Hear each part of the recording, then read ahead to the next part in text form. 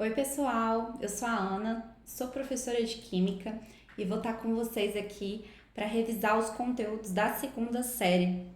E nós vamos começar pelas dispersões. Hoje nós vamos falar sobre o estudo das dispersões e depois focar um pouquinho nas características das soluções, que é o nosso foco maior aqui no segundo ano do ensino médio, tá bom? Então sejam muito bem-vindos e bora lá! Então, primeiro começando, o que é uma dispersão, né? O que é uma dispersão? Não é nada mais, nada menos do que uma mistura. É um nome bonito para mistura. Se você ver aqui o conceito, é quando nós temos uma substância espalhada, disseminada em pequenas partículas no interior de uma outra substância. É o conceito de mistura. Então, é um nome bonito para falar isso. Mas por que a gente prefere dispersão, né? Porque mistura acaba não tendo uma proporção, certo? E quando a gente fala de dispersão, ela acaba tendo uma proporção e acaba tendo também uns componentes, podemos dizer assim. Então, a dispersão ela tem um componente. E que componente é esse? É o disperso e o dispersante. Quem é o disperso? É a substância que vai se espalhar no meio. É aquela substância que vai estar dispersa em um meio. E quem é o dispersante? É esse meio que vai causar a dispersão. Perfeito? Eu sei que pode parecer um pouco confuso, mas disperso foca sempre na substância que se espalha e dispersante no meio para que isso ocorra. Tudo bem? Um exemplo de dispersão, aqui nós temos a fotinha de uma fumaça. Fumaça é um exemplo de dispersão, perfeito? Agora, quem é a fase dispersa e quem é a fase dispersante da fumaça? A gente vai chegar daqui a pouco, porque a gente precisa falar dos tipos de dispersão, certo? A gente precisa falar dos tipos de dispersão para falar que tipo de dispersão é a fumaça e aí poder falar quem é o disperso e o dispersante. Tranquilo? Então vamos lá. Primeiro tipo de dispersão, na verdade a gente precisa primeiro colocar um critério. Qual é o critério para avaliar o tipo de dispersão? E esse critério vai ser a dimensão do disperso. Então, o tamanho da partícula do disperso que vai dizer para a gente o tipo de dispersão. A gente vai começar então com o primeiro tipo, que é solução. O que é uma solução então? Ela é uma mistura puramente homogênea. Isso quer dizer o quê? Que a gente não consegue enxergar as partículas dispersas, nem com o olho nu e nem com o microscópio, tá? Isso por quê? Porque as partículas do disperso, elas têm um tamanho menor que 1 nanômetro. E que tamanho é 1 nanômetro? 10 a menos 9 metros. É muito pequeno. Não dá para enxergar, nem com um microscópio e muito menos a olho nu. E aí, a gente vai ter nessa solução algumas características, como por exemplo, as partículas dispersas, elas não sedimentam ao longo do tempo. Quer ver um exemplo de solução? Água mineral. Água mineral é um exemplo de solução. Ali tem água, que é o dispersante, e os sais minerais, que é o disperso. Esse disperso, ele não sedimenta ao longo do tempo e você não consegue tirar os sais minerais da água com filtração. Só dá para tirar de outras maneiras. Não sei se vocês lembram do ano passado, mas tem um processo em que a gente vai purificando a água e tirando os sais minerais, que é o processo de destilação. A gente usa uma propriedade física para conseguir separar, tudo bem? Que é, né, pela diferença de ponto de fusão e de ebulição, perfeito? Então, essa diferença aí de ponto de ebulição é o que faz a gente conseguir separar esses componentes por destilação. Então, bora lá. Solução, partículas do disperso menor do que 1 nanômetro. E aí, elas não sedimentam ao longo do tempo. Tranquilo? Outro exemplo de tipos de dispersão é o coloide. O que é o coloide, então? As partículas dispersas vão ter o tamanho entre 1 e 1000 nanômetros, então está entre 1 e 1000 vezes 10 a menos 9 metros, tudo bem? Vai ter esse tamanho aí. E o sistema, ele é heterogêneo, mas parece homogêneo. Quer ver um exemplo? O leite integral é um exemplo de coloide. Quando você olha para o leite, você fala, homogêneo, só tem uma fase, não estou conseguindo enxergar as outras coisas. Mas isso porque os nossos olhos, eles não conseguem enxergar tudo. Então, como eu posso dizer, é um instrumento limitado para verificar se é homogêneo ou heterogêneo. Quando você pega uma amostra de leite e leva para o microscópio, você consegue enxergar as partículas e comprovar que ela é heterogênea. E aí a gente consegue separar essas partículas dispersas por outras maneiras. A gente consegue usar o filtro, mas tem que ser um ultrafiltro, tem que ser um filtro especial por conta do tamanho das partículas, tem que ser um filtro especial. Ou usar uma centrífuga ou uma ultracentrífuga. Porque outro exemplo de coloide, por exemplo, é o sangue. O sangue ele é um exemplo de coloide. Você olha, homogêneo. Mas quando coloca na centrífuga, você consegue separar ali a parte vermelha, a parte branca e o plasma. Você consegue enxergar essas fases, perfeito? Então, os coloides têm essa característica de você conseguir, separar as partículas por alguns métodos de separação de misturas heterogêneas. Você consegue enxergar as partículas, mas só com o microscópio, a olho nu não. E é isso. E elas não sedimentam também ao longo do tempo. Se você deixar um copo de leite ali parado, as partículas não vão separar, Principalmente leite longa-vida. Se for um leite, que foi tirado da vaca naquele mesmo momento, ele pode ter muita gordura e aí pode separar essa gordura. Mas isso é um caso muito específico, tô falando assim no convencional, Leite longa-vida, se você deixar ele parado, ele não vai separar, tranquilo? Então isso é um coloide. E nós temos o terceiro e último tipo, que é a suspensão. Uma suspensão, ela vai ter as partículas aí maior do que 1000 nanômetros. E por ser maior do que 1000 nanômetros, a gente vai conseguir enxergar a olho nu. E com o microscópio também, Então a gente vai conseguir enxergar aí a olho nu. E é um sistema que é heterogêneo e você consegue analisar isso perfeitamente. As partículas agora elas vão sedimentar ao longo do tempo e elas podem ser filtradas, tá? Então, exemplo de suspensão, água e areia, água barrenta, Depois de um tempo dá para analisar ali que acontece essa separação, perfeito? Então, isso é a característica de suspensão. Quadro resumo, então, solução menor do que 1 nanômetro, coloide, as partículas, isso aqui é tamanho, tá? É importante falar que é o tamanho do disperso, lembra que esse foi o critério de análise, a gente está analisando o tamanho das partículas do disperso. Numa solução é menor do que 1 nanômetro, num coloide entre 1 e 1000 e na suspensão é maior do que 1000 nanômetros.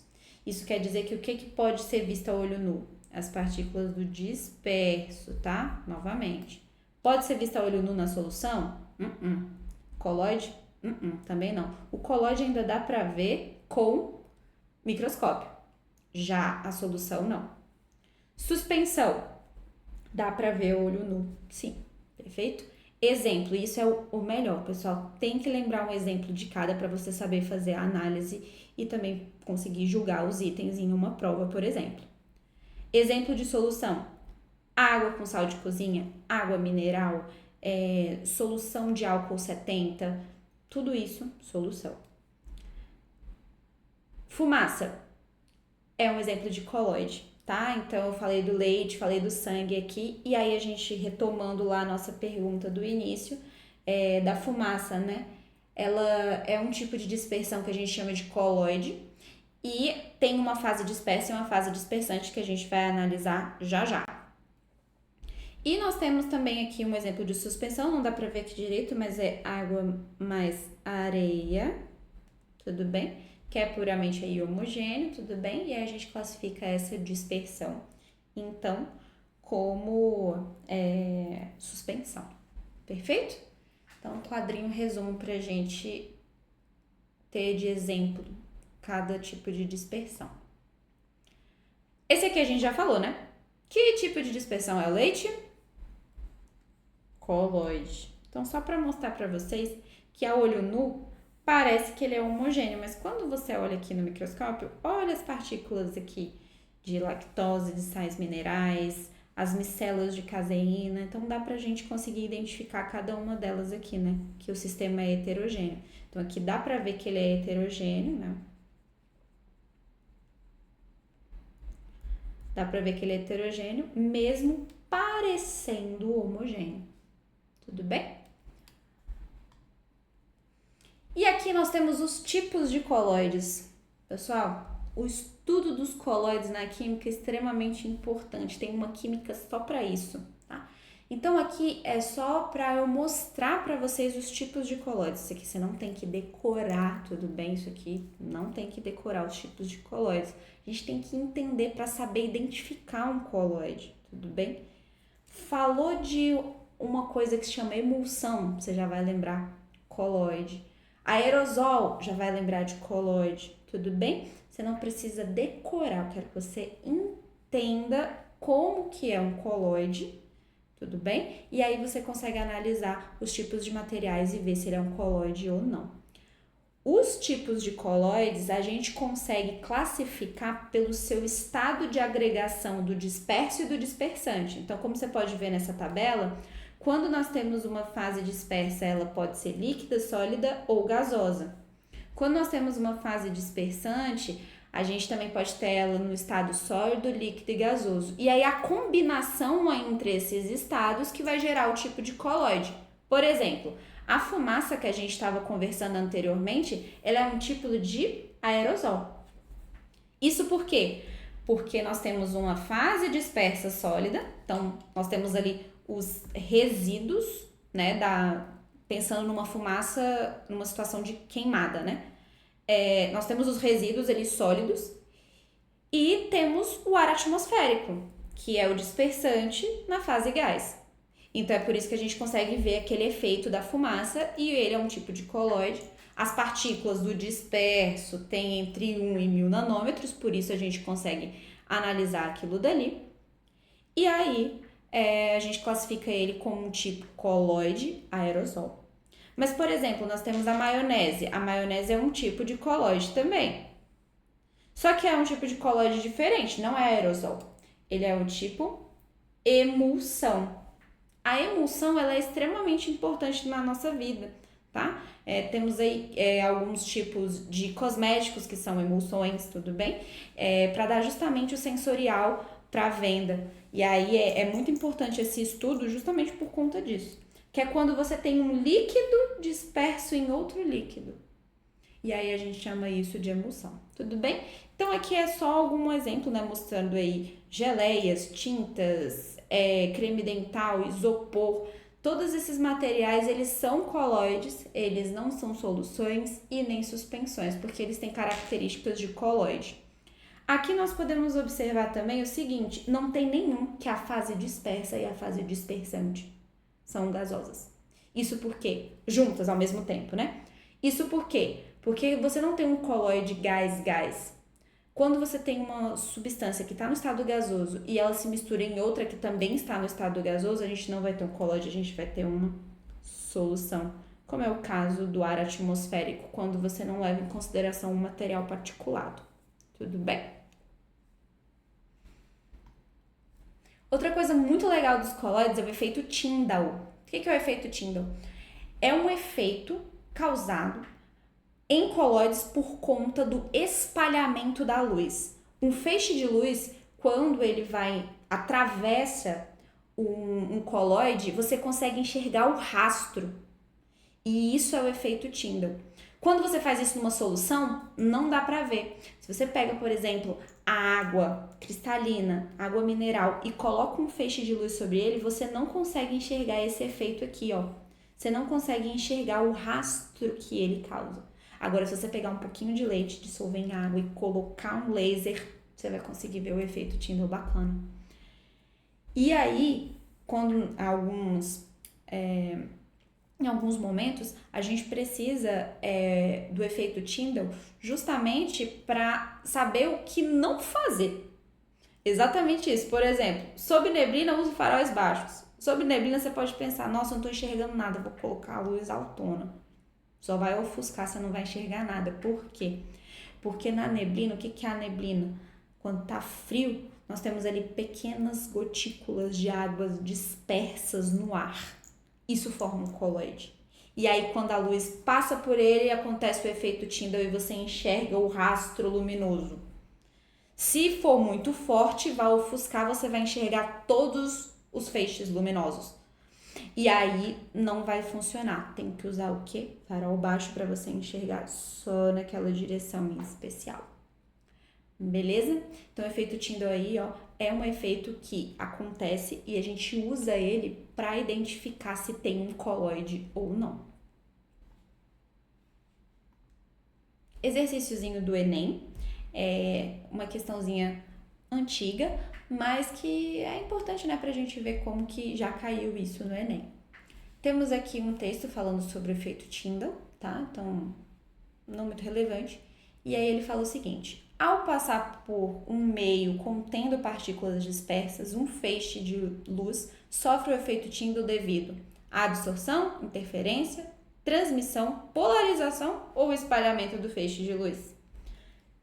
A gente já viu que é pelo espalhamento. Então, o efeito Tyndall é quando a luz se espalha, não é por nenhum outro motivo. Perfeito? Então, é isso. Agora que a gente já sabe os 3 tipos de dispersão, a gente vai focar nas soluções, que é o nosso material aí de aprendizado do nosso 2º ano, tá? A gente vai aprender bastante sobre as soluções. Então, a gente já viu que solução é uma mistura homogênea, que não sedimenta as partículas dispersas ao longo do tempo e que é translúcido, as partículas dispersas são pequenininhas, não dá para enxergar no microscópio, só que tem uma característica muito importante sobre as soluções, que é o seguinte, é o limite do disperso ali dentro. Então, primeiro, antes de falar um pouco sobre esse limite, gostaria que a gente relembrasse as soluções como assim, ó.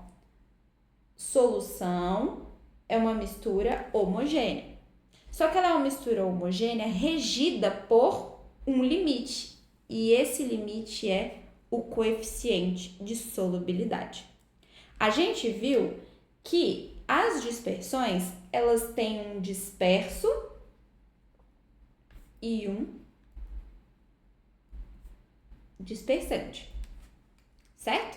Só que quando a gente estiver falando de solução, ela vai ter outro nome. O disperso vai ser igual ao que a gente vai chamar aqui de soluto e o dispersante vai ser igual ao que a gente vai chamar de solvente, perfeito?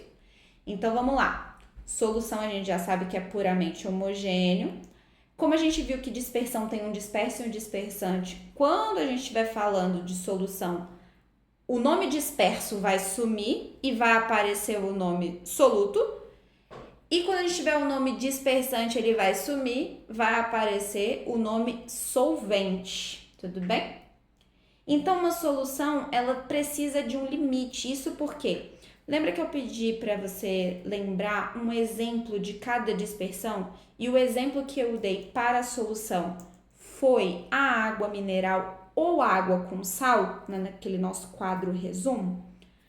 A pergunta é, será que eu consigo dissolver esse sal em quantidades infinitas na água? E a resposta é não, porque tudo tem um limite. E esse limite é justamente o coeficiente de solubilidade. Uma solução, ela precisa de um coeficiente de solubilidade para falar para você qual é esse limite. Então, o coeficiente de solubilidade não é nada mais, nada menos que o quê? O limite da quantidade de soluto que você pode dissolver em uma determinada quantidade de solvente quando você está numa temperatura específica. Todo coeficiente de solubilidade vai ter que ter uma temperatura de análise. Por quê? Porque a temperatura influencia na solubilidade. O que vai influenciar? O solvente, a quantidade de solvente vai influenciar e a temperatura também vai influenciar. Em algumas situações até a pressão, mas por enquanto a gente vai deixar isso para lá, tá? Agora, por enquanto, é só o estudo da temperatura sobre isso. Então, bora lá. Temos aqui um exemplo. O coeficiente de solubilidade do NaCl a 20 graus Celsius é 357 gramas de NaCl para cada 1000 gramas de solvente, que é o H2O. Então, veja bem, isso daqui está falando do NaCl, que é o nosso soluto, e isso daqui está falando da água, que é o nosso solvente. Tudo bem? Então, lembrando, como o disperso fica equivalente ao soluto e dispersante fica equivalente ao solvente, tem a mesma definição. Ok? Então, vamos lá. Perguntinha. É possível dissolver a 20 graus Celsius 200 gramas de NaCl em 1000 gramas de água? E a resposta é sim, porque o limite é qual? 357. Então, você consegue dissolver 200 tranquilamente. E você consegue dissolver 500? E a resposta é não. Se a temperatura permanecer exatamente essa, você não variar, você não consegue dissolver mais. Porque qual é o limite? 357. Se esse é o limite, então a gente não vai conseguir dissolver a mais se não mudar outros fatores. Tudo bem? Com isso, com a definição de coeficiente de solubilidade, a gente consegue definir os tipos de solução. Nós temos a solução insaturada, a solução saturada e a solução supersaturada. A solução insaturada, não chegou no seu limite. Se ela não chegou no limite é porque a quantidade de soluto dissolvido é menor do que o coeficiente de solubilidade. Então, aqui nós temos um exemplo. Este exemplo aqui, temos 10 gramas de sal dissolvidos em 100 gramas de água a 20 graus Celsius. Tá, mas qual é o meu limite para comparar? Tá bem aqui, coeficiente de solubilidade do NaCl, eu arredondei, tá, do slide anterior para cá, porque aqui eu tô usando 100 gramas de água e não 1000. E aí eu arredondei o valor aqui para a gente poder conseguir fazer essa análise, tudo bem? Então, tendo como referência que a 20 graus Celsius o coeficiente de solubilidade é 36 a cada 100, significa o quê? Que esse é o limite. Se você tem dissolvido 10, você não chegou no limite, portanto, essa solução ela é insaturada. A solução saturada, o próprio nome já fala. Sabe quando você está saturado de uma pessoa, você está saturado de alguém, você está cheia dessa pessoa. E é mais ou menos isso. É quando a solução ela está cheia de soluto. E quem vai definir isso é o coeficiente de solubilidade. Se o máximo é 36 e você tem 36 dissolvido, essa solução ela é saturada. E quando nós temos uma supersaturada? É quando a quantidade de soluto, dissolvido é maior do que o coeficiente de solubilidade. Aí você pergunta, mas como que isso é possível? Porque se o limite é 36, como que você consegue dissolver a mais? E aí que tá. Para isso acontecer, a gente tem que mudar as características dessa solução. A gente precisa analisar o que influencia na solubilidade. E a resposta tá bem aqui, A temperatura é um fator que interfere. Em geral, quando você aumenta a temperatura, você aumenta também a solubilidade de compostos iônicos, como é o caso do NaCl. Isso quer dizer o quê? A 20 graus Celsius você pode dissolver 36 em 100. Se você aumentar a temperatura, esse valor vai mudar para mais. Em geral acontece isso, tá? Não é regra, mas acontece. Se você aumenta a temperatura e aumenta a solubilidade, então você consegue dissolver mais do que naquela temperatura anterior. Então vamos pensar numa situação hipotética aqui. Se você tem uma água a 20 graus Celsius e você aumenta para 60, você aumentou a temperatura, aumentou o coeficiente de solubilidade e pode dissolver mais nessa temperatura mais elevada.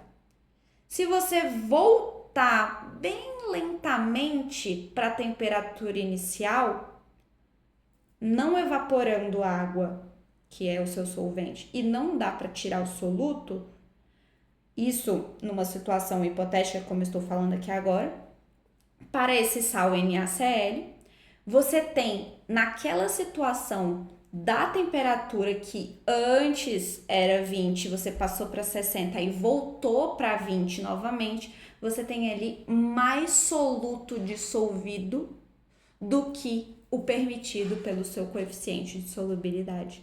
Isso acontece com alguns sais, como é o caso do acetato de sódio, tá? Alguns sais, eles aumentam muito o coeficiente de solubilidade quando aumenta pouco a temperatura. Então, você aumenta um pouquinho a temperatura, você consegue dissolver um montão de acetato de sódio. Aí, quando volta a temperatura resfriando lentamente, esse solvente, ele consegue se reorganizar ainda com o soluto ali dissolvido, mesmo que o limite tenha sido ultrapassado. Só que essa solução, ela é muito instável. É só você dar um petelequinho aqui que precipita, vai pro fundo tudo que tem de excesso, tá? Então, aqui nesse caso, como é instável, o máximo que você pode dissolver é 36. Se você dar um peteleco, o que vai acontecer? Vai precipitar o restante. E aí, esse restante que vai precipitar, a gente vai chamar de corpo de fundo. E aí, a gente volta para uma outra situação, que eu vou até separar aqui, porque ela está dentro de solução saturada, que é a situação em que você tem a solução saturada, mas ela tem um precipitado no fundo. Esse precipitado não pode ser chamado de soluto, porque soluto só pode ser o que está dissolvido. Então, veja bem, se você tem dissolvido a mais do que o coeficiente de solubilidade, é porque você tem uma solução supersaturada e aí teve que fazer esse processo todo que eu falei para vocês, de esquentar e resfriar lentamente. Agora, quando você adiciona, só adiciona a mais do que o coeficiente de solubilidade, você só consegue dissolver aquilo que o coeficiente permite e o restante vai para o fundo como corpo de fundo ou corpo de chão, ou tem alguns outros livros que chamam de precipitado também, ok? Então, é isso que acontece. Nós temos a solução saturada, que é aquela em que tem a quantidade dissolvida que pode ser dissolvida naquela temperatura muito específica. Nós temos a insaturada, que é quando não atinge o coeficiente de solubilidade ainda, e a supersaturada, que é quando tem a mais dissolvido. Então, olha as palavras, tem que olhar as palavras. Para ser supersaturada, tem que afirmar que está dissolvido a mais do que o coeficiente de solubilidade. Tudo bem? Então, bora lá. Exercíciozinho para ver se ficou claro.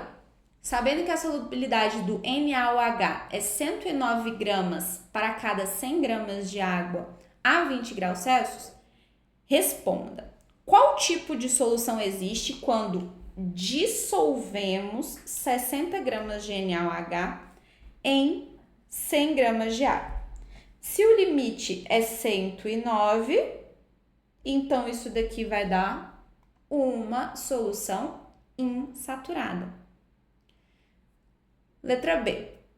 Que tipo de solução existe quando dissolvemos 120 gramas em 100 gramas de água? Se está falando que está dissolvido a mais do que o coeficiente de solubilidade, é porque nós temos uma situação de supersaturada. E que tipo de solução existe quando dissolvemos 109 em 100 gramas de água é exatamente o limite. Portanto, isso daqui se chama solução saturada. Beleza? Então, bora lá. Supersaturada tem que afirmar que dissolveu. Tudo bem? Agora, quando nós temos uma saturada com precipitado, é quando você adiciona mais. Adicionar não significa que dissolve. Ok? Agora, olha só. Uma solução saturada de nitrato de potássio constituída, além do sal, por 100 gramas de água, está a uma temperatura de 70 graus Celsius. 70 graus Celsius. Qual é o coeficiente de solubilidade? Bora ver no gráfico. 70, 100. Então, 70 graus Celsius tem 100 gramas de KNO3 em solução, dissolvido. Aí, ele fala que é resfriado para 40. Qual que é o coeficiente a 40? Tá ali batendo no 50, perfeito? Então, aqui, ó, tá batendo aqui no 50 e aqui tá batendo no 100, né? Um pouquinho acima, mas vamos considerar como 100. Aí ele pergunta, a massa do sal que precipitou, qual que será? Então, bora lá. Se você podia dissolver a 70, 100 e quando resfriou para 40, o máximo que você pode dissolver é 50, então 100 menos 50 vai dar 50. Então, o que precipita? 50. E o que permanece em solução? 50. Por que aqui, então, não formou uma solução supersaturada, professora? Porque você está falando que esquentou, né? A temperatura estava mais elevada e depois resfriou e não ficou dissolvido. Então, por que essa solução não é supersaturada? Ele afirma aqui que acontece a precipitação. Então, olha só. Acontece a precipitação. Então, não formou uma solução supersaturada. Beleza? Outra coisa muito importante. O gráfico de solubilidade, essas curvas de solubilidade, aqui representadas por essa linha que estou desenhando, em cima da outra, tem alguns pontos que a gente pode analisar em relação a essa curva. Se um ponto ele se encontra em cima da curva, significa que aquela solução naquele ponto é saturada. Então, nesse caso aqui, ó, para uma temperatura de 60, o máximo que você pode dissolver é 45.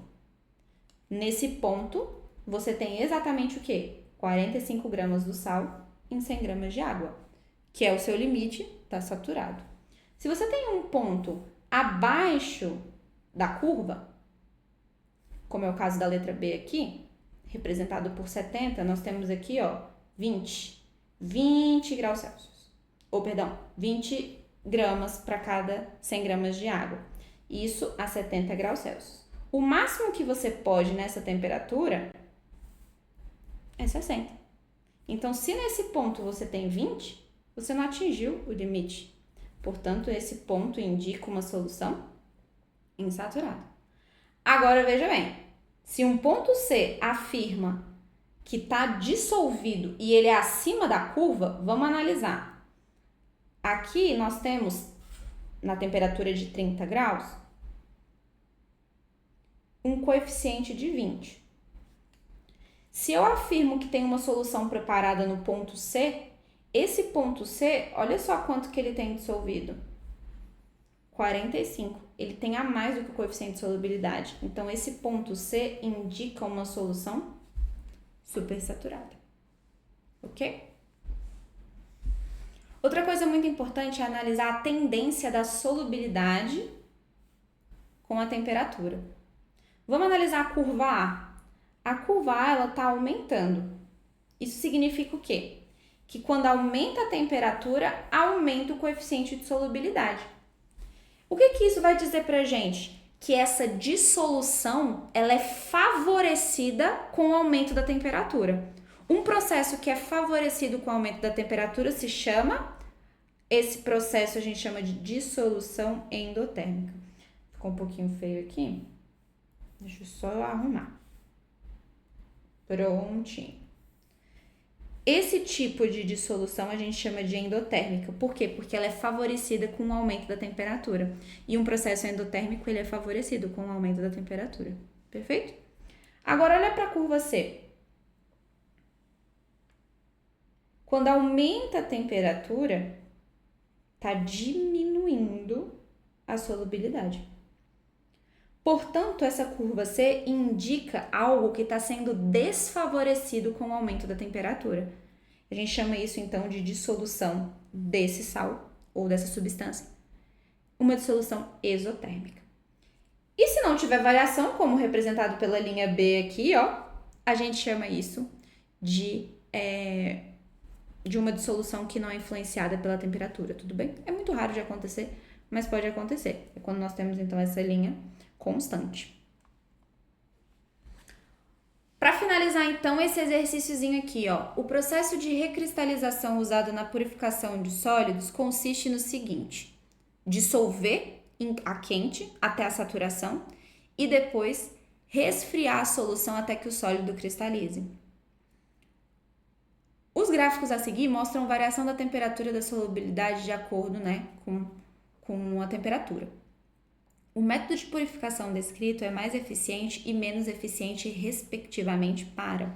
Então, eu sei que está um pouquinho aqui tampando, mas vamos analisar aqui esse gráfico. Nós temos o KNO3 que está subindo bastante a curva, ó. Nós temos esse daqui que está subindo também, mas não tanto.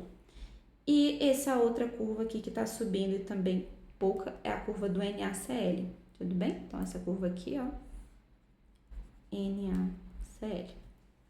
Se ele está falando que a técnica de purificação é para você dissolver quando a água está quente e depois, né, você resfria para que o sólido cristalize, ou seja, que ele precipite, vai ser melhor como? Com aquele sal que tem uma variação maior. Então, nesse caso, a curva, né, que está mais inclinada, ela vai causar esse efeito. Porque, veja bem, se você pegar numa temperatura aqui e olhar o KNO3, você vai ter uma solubilidade aqui, ó. Agora, quando você diminui a temperatura um tanto, olha só como que cai a diferença aqui. Isso quer dizer que para o KNO3, essa técnica vai ser bacana. E a pior vai ser o quê? Aqui tem a curva mais constante, que é o caso do NaCl. Portanto, alternativa letra E. Beleza? Então, finalizamos a parte de soluções e depois a gente vai voltar com o conteúdo de concentração. A gente vai aprender a quantificar essas soluções. Tá bom, pessoal? Então é isso. Beijos e até a próxima.